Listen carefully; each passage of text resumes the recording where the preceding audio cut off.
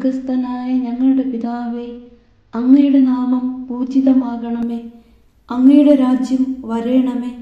അങ്ങയുടെ തിരുമനസ് സ്വർഗത്തിലെ പോലെ ഭൂമിയിലുമാകണമേ. അന്നു വേണ്ടുന്ന ആഹാരം ഇന്ന് ഞങ്ങൾക്ക് തരണമേ. ഞങ്ങളോട് തെറ്റ് ചെയ്യുന്നവരോട് ഞങ്ങൾ ക്ഷമിക്കുന്നത് പോലെ ഞങ്ങളുടെ തെറ്റുകൾ ഞങ്ങളോടും ക്ഷമിക്കണമേ. ഞങ്ങളെ പ്രലോഭനത്തിൽ ഉൾപ്പെടുത്തരുത്, തിന്മയിൽ നിന്നും ഞങ്ങളെ രക്ഷിക്കണമേ.